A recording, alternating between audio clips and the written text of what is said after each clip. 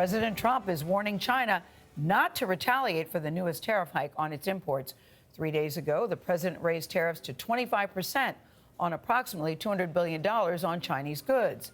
Beijing has promised to take necessary countermeasures. Mr. Trump fired off a series of tweets this morning. He says U.S. companies and consumers should not pay the tariffs. They should buy from a non-tariff country or from a U.S. company. The president's chief economic advisor, Larry Kudlow, admitted yesterday Americans will be affected by the tariffs. Both sides will pay in these things. And, of course, it depends. If it's a tariff on goods coming into the country, the Chinese aren't paying. No, but the Chinese will suffer GDP losses and so forth with respect to a diminishing export market and goods that they may need for their own I understand that, but the president says China doesn't. China, it pays the tariffs. They may suffer consequences, but it's U.S. businesses and U.S. consumers who pay, correct? Yes, to some extent. Yeah, I don't disagree with that. CBS News business analyst Jill Schlesinger is with us. Jill, good morning. So let's just button this up here. The president has said the Chinese will pay these tariffs and it'll go right to the Treasury. Is that the way tariffs work? No.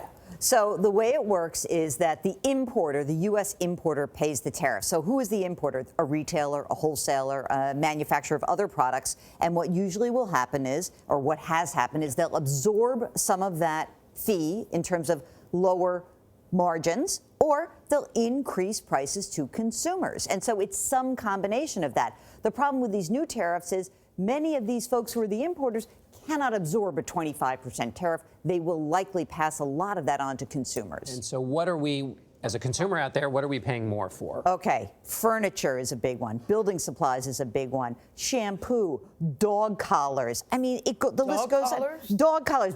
Norah and I are very upset about this. Baseball mitts, backpacks, luggage, leather handbags, the fabric that goes into fleece. There are thousands of items on this list. And, you know, if you like some of the food that comes in, beets, carrots, kale, it's just like an enormous number of products that could be impacted. How quickly will we see those prices increase? Well, you know, some people are saying it's just a few weeks. I'm hearing more like 90 days, 90 to 120 days, because, again, the tariff went into effect 12/01 Friday, did not impact anything that was already en route here. Of course, there are previous tariffs that people have been paying higher prices for already. Is it realistic for the president to say, and this is a shift we should note today, before he'd been saying Chinese are paying to Treasury, now he's saying, moving past that and saying, well, you should just buy from other countries or U.S. goods that are made here. Is that possible? Well, I think we should look at the example of washer and dryers. Yes. There was a tariff put on washers last year, and the average washing machine went up by $86, both domestic produced and the ones that were imported. Also,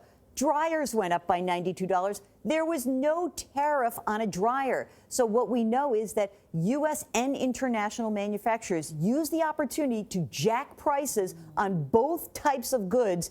Everyone better be making more money, because these things are going to cost us more money. So people are taking advantage. People are taking advantage of the situation. Absolutely. Yeah. Which is why free marketeers and conservatives have been against these tariffs in the past. Yep. Law of unintended consequences. Things will rise. All right, Jill Schlesinger, thank you so much.